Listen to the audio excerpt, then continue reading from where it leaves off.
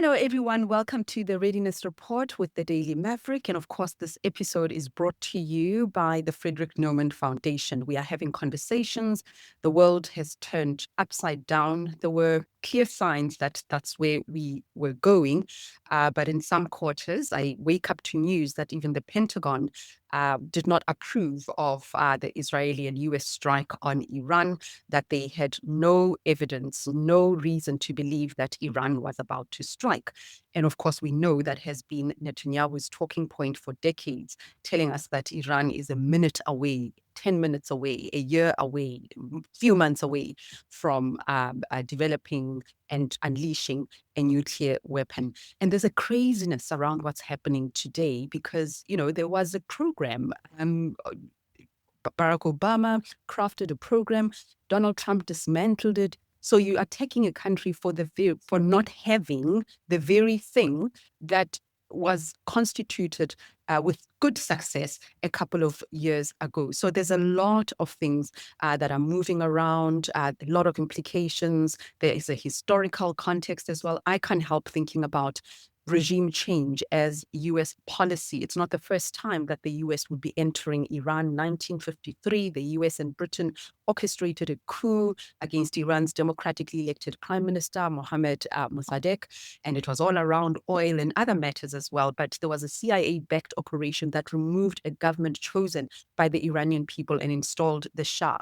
And fast forward now, Iranians are caught between a rock and a hard place. Make no mistake, the supreme leader was authoritarian. Iran is in the category of authoritarian regimes. So Iranians don't want to live like that, but the alternative is not US and Israeli imperialism and aggression. But anyway, to help me make sense of all of this, how did we get from a point where Oman indicated that Iran had agreed in principle to the framework on the table, Donald Trump in June claiming that those previous strikes had obliterated Iran's nuclear facilities. And then a couple of months later, no, Iran poses a threat, and then we've got to strike. What on earth is happening? Helping me make sense of this is my friend, Phillip van Niekerk, and he joins me now. Welcome to the Readiness Report, Phillip. Hi, Redi. Hi. You sound down. What's happening? Well, I mean, do I sound down? Okay. You do. The world, There's a lot to be down world is about. down, I guess. What does one say? I mean, the thing is, these kind of wars, which we've seen in Iraq, which we've seen in Libya, of intervention by the US, they start well. I'm living through deja vu here. The march on Baghdad was just a matter of days, really. But then they end very badly. They always end badly. And, what we have is not necessarily any kind of roadmap or understanding of how it's going to turn out, but certainly a sense that there are a number of unintended consequences. And this time it's much worse because the world is a much more fragile place right now. I mean, we've got conflicts all the way around in East Africa. Also, Afghanistan is fighting Pakistan. And the overall sort of global sense right now is one of, people are writing, where are you going to be? By the way, South Africa is one of the safest places if it's going to be World War III. New Zealand is even safer, apparently. And, the thing is that, everybody knew there was no imminent threat from Iran. In fact, I think when Netanyahu came to the White House a couple of weeks ago, he met with Trump, but they decided the date then that they were going to go for it. And irrespective of what was going on in the negotiations, and in fact, the opposite of a threat was true. I think that they calculated that Iran is weaker now than it's been in decades. Most of its allies, the so-called Ring of Fire, have been degraded or decapitated by Israel. The international situation is not favorable. It doesn't look like China or Russia is going to come in and help Iran. Apparently, MBS, the Saudis, were actually urging Trump to do it. Just get rid of these guys. And so, far from being what Trump claims, this was about, which is about an imminent threat. It was, let's get them now while they're on their knees, while they're weak. What was the use? What would be the US's strategic interests? I mean, Israel's interests are very clear, and we know that there is this umbilical connection between Israel and the US. What is the US looking to gain from this scenario? I think it's more to do with what is Trump looking to gain from this scenario, because I think when they talk about America first as being their kind of policy, both internally and in the world, it's really Donald Trump first. And I think that the whole situation in Iran is due to a lot of miscalculations that Trump has made on the basis that he pulled out of, in 2018, he pulled out of an agreement that Barack Obama had negotiated with the entire global community, the Russians and the Chinese. Everybody was on board, and it was a good agreement. Everybody felt, except Netanyahu and the Republicans, or many of the Republicans in Congress. And Trump pulled out of that, not because it wasn't working or it was a bad deal, but because it was Obama's deal. And that, in a way, set the course for further down the line, where Iran suddenly starts to, enrich uranium at much higher grades. And then you have October 2023, where Israel is effectively blaming Iran for being behind the attacks that came out of Gaza, unproven. But, you've got a series of events that lead to Trump thinking, okay, this is my big moment. I'm going to be the guy who, we've had a problem with Iran since 1979 when they overthrew the Shah, and Jimmy Carter failed, and then everybody else failed. And I'm going to be the guy who delivers Iran. And by the way, Cuba's next.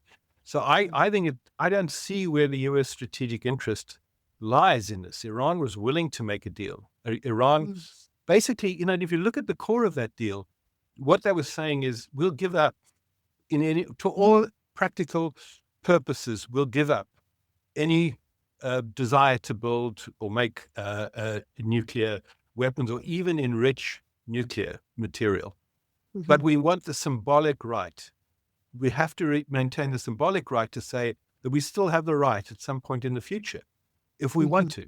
And that was important because the nuclear issue has become tied to some kind of sense of Iranian nationalism. And so what they wanted out of the negotiation is to be able to come away, with a sense that at least they got something.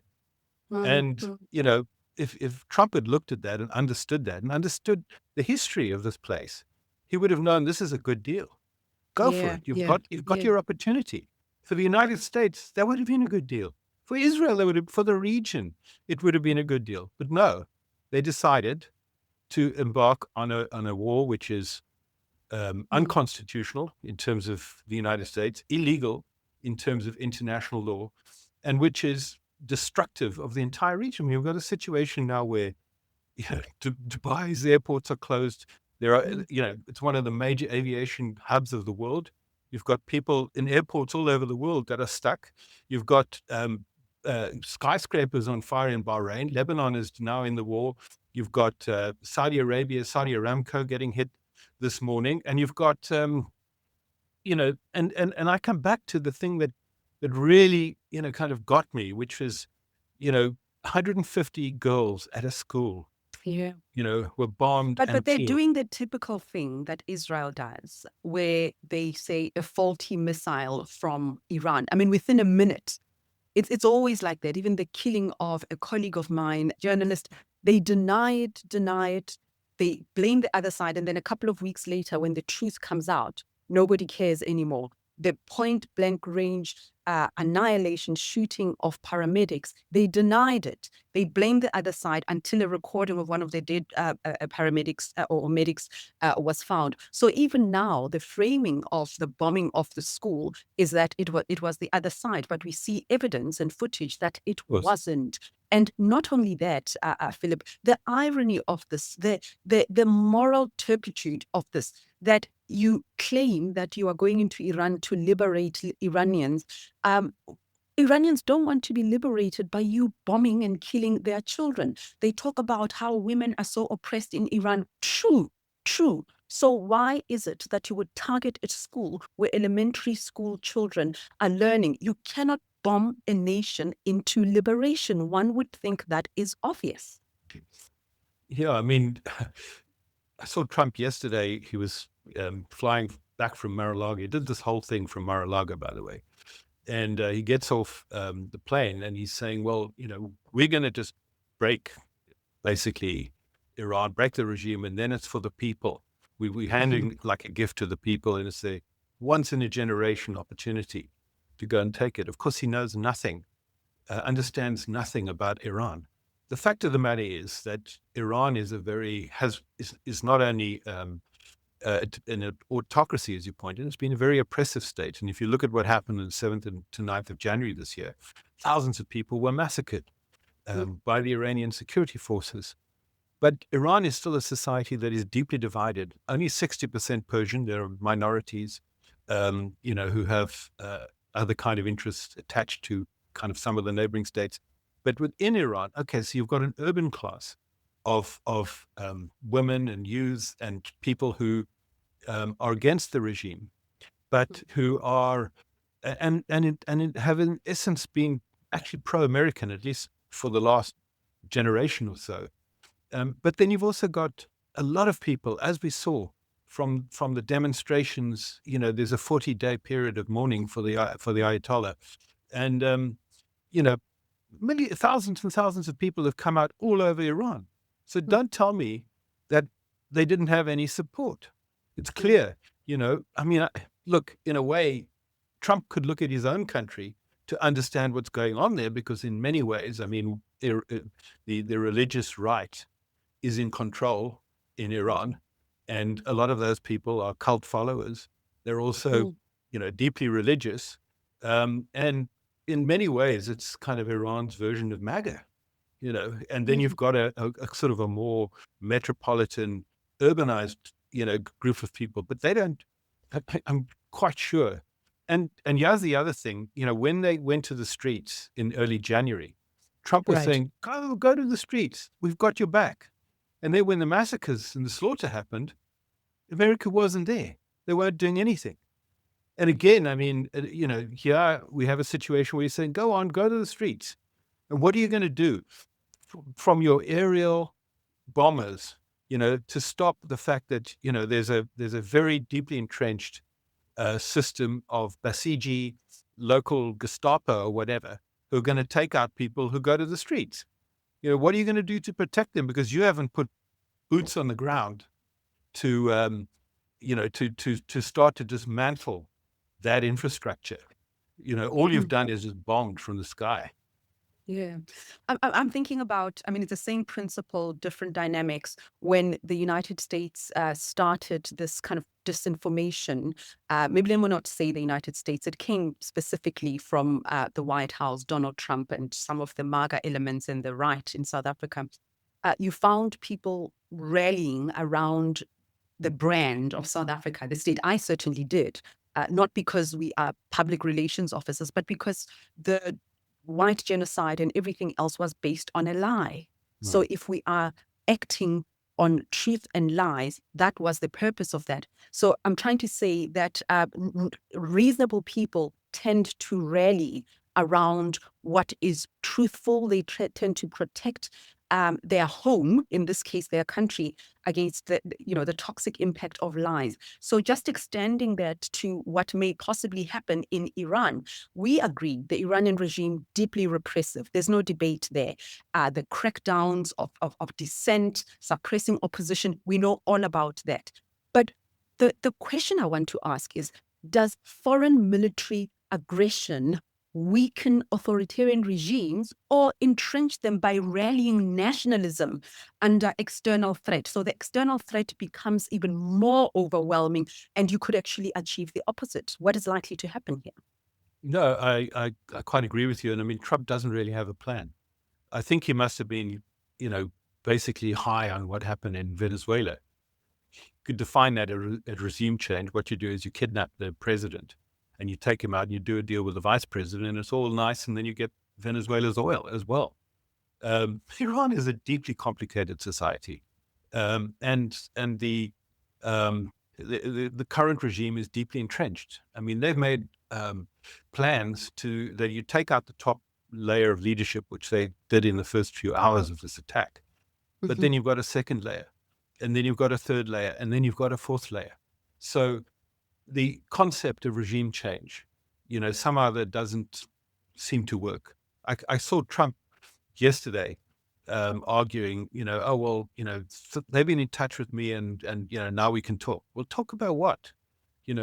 Clearly he's looking for an off-ramp, but his off-ramp, is determined by two things. Either that the regime decides they're going to capitulate, which is not going to happen, or Right. the people go to the streets in such numbers, that, there becomes a popular revolution, and that's not happening either. So, what are you left with then? You don't have a plan.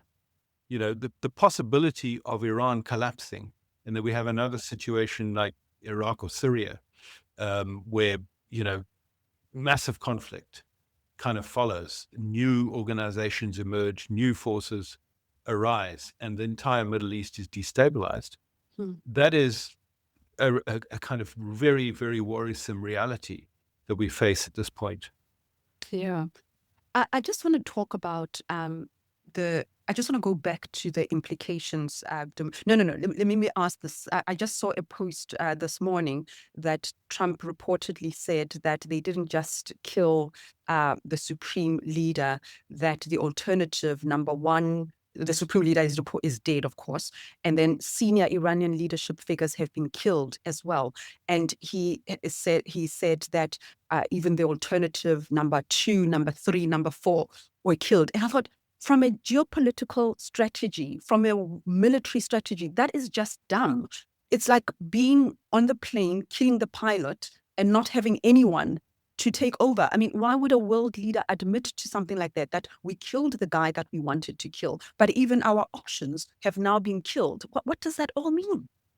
Yeah, I know it's crazy, but of course it's also wrong, because there's a very deep bench within Iran, and some of the prime movers, people who've actually been directing the negotiations and actually directing the crackdown on the demonstrators, people like Ali Larijani, are still very much in power.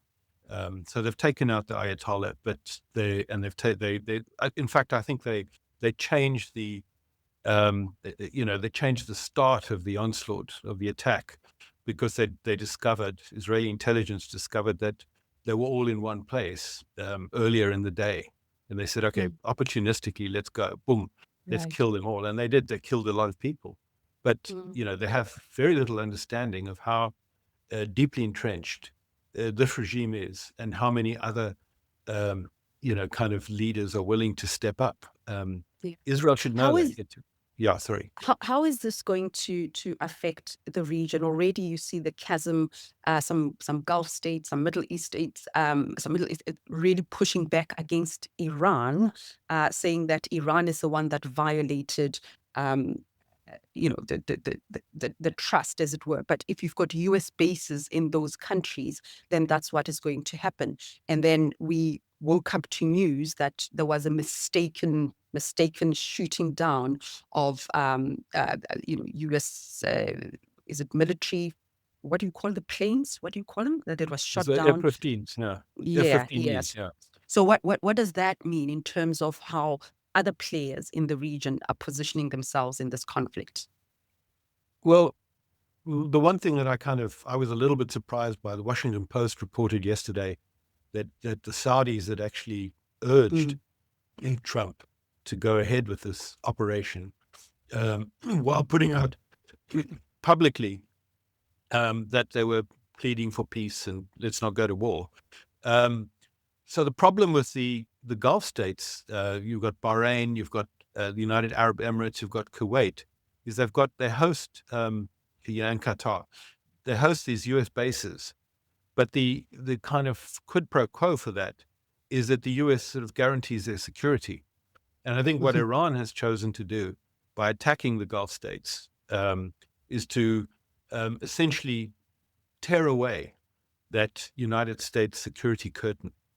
And that's where the US is vulnerable, because I think those countries are going to be potentially reassessing their relationship with the United States further down the road, particularly if this thing evolves into the kind of mess that we all fear, which it might well do if Trump does not pull back. Yeah. Just a short reflection on how the markets are reacting. I see, oil surging so significantly in a single move, a sign of fear, right? And the fragility. But gold is safe haven. They're running to safety. Gold is a safe haven, so we are good for that. But oil price increases are going to come, and they're very bad. That's bad for us as South Africa, right? As an importer, right? No, it is, and it's bad for the markets as a whole. I understand that the Strait of Hormuz, which 20% of global oil passes through every day, I think that that's still open, despite the fact that Iran said they're closing it. But the bombing of the Saudi Aramco facility this morning, I think that has certainly kind of shaken the markets, and it's going to continue to kind of spiral upwards unless there's some kind of halt put to the fighting. So I think we're going to feel pain at the pump, so to speak.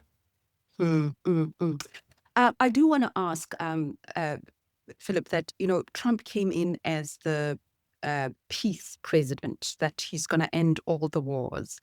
And many people who voted for him were voting for him for that reason. He used to attack Barack Obama, that Obama is going to attack Iran for political mileage and expediency. And he just fast forward a couple of years ago, he does exactly what he's been accusing Barack Obama of. How is this likely to play domestically? We do know the volatility of the US electoral cycle, as it were. You can't catch your breath. You had an election in 2024. It ushered in Donald Trump. They're busy preparing for the midterms, another election in 2 years. All the dynamics that Congress is supposed to sign off on a war, that some of the friends of the United States are saying this war is against international diktats. And domestically, you have the America First crowd that doesn't want a war. Iraq is still uppermost in Afghanistan, still uppermost in the consciousness or the memory of so many people so many Americans who suffered losses. What do Americans want? How are they likely to position themselves on this one? Well, look, first of all, the vast majority of Democrats have come out against the war, which is very unusual because, if you go back to Iraq, there was more or less bipartisan support. There were people on the fringes who were against it. You've got a very powerful op-ed in the Wall Street Journal this morning by Tim Kaine, who's very much a moderate Democrat, saying, this is unconstitutional, this is uncalled for completely. You've got Ro Khanna bringing in a resolution into Congress this week to basically calling on them to stop the war, but also to put the Republicans on record, who are very, very quiet about this whole thing. And then you've got, AOC and Bernie, with a much stronger, in a way, position. But then you've got the MAGA, with Marjorie Taylor Greene, who's now no longer in the House, saying, come on, what is this about? And Tucker Carlson saying this is a complete betrayal of what we were supposed to be about. By the way, I saw the video just now of the wife of a serviceman, telling Trump, "This is on you. What are you doing? Why did you do this?" And I think that the war starts out with a very low favorability. I think it was like 34% in favor, and it might go up because initially the Republicans will rally. The MAGA might very well rally because it's Trump doing it, and he's saying that this is great, and they hit all these guys on day one. But I can't see it getting to majority support because I think the American people are sick and tired of these kind of wars, and the only question is, what are the mechanisms available to kind of hem him in? And I think there's a bigger issue, which is the complete willingness to dispense with any sense of rule of law. It's Yeah. like, I, Donald Trump, will decide. I will decide Mhm. to invade this country. I will decide to break. And that's what is really the break with the post-1945 world. It's a complete destruction of the idea that there's some kind of international law that restrains people. Even George Yeah. Bush, and I was completely against the Iraq War. Even George Bush went to the United Nations to try and make his case. Yes. But There was some beforehand, pretense at, Colin yeah. Powell out, and later, where he did get support from the Security Council. So, there was an acknowledgement that this thing existed, that you can't just, go to war at a whim, at one man's whim. And I think what we've Yeah. got here with two man's whim, Benjamin Netanyahu and Donald Trump. And the trouble is, you've got such a powerful military force that the US has now. And sitting at the top of this military force is what? What is this? What is this doctrine? What does this represent in Mm-hmm. terms of, humanity? This is Mm. Donald Trump's ego, Donald Trump's power, and also, the money of his cronies. Really, on Friday, we were texting about this. And I think I texted you. I said, look, I'm watching the prediction markets. And there was suddenly a surge for Yeah. the notion that Khamenei would be out of office by July the 1st. In other Yes. words, And here we are. dead. A few hours later, he's dead. So people were making money on that. People were The actually, betting markets were surging, the as you betting said. markets were surging. They and that as well kind of like sticks in, the craw. That's a Yeah. very, very kind of corrupt way of going about Yeah. international relations. Yeah, no, it was so obscene, making amounts of that people are having this kind of conversation. Is it going to happen? Is it not? But anyway, Phillip, there's so many layers, and as usual, we are so grateful for you sharing your insights and helping us understand this madness a little better. Thanks for joining us on the Readiness Report.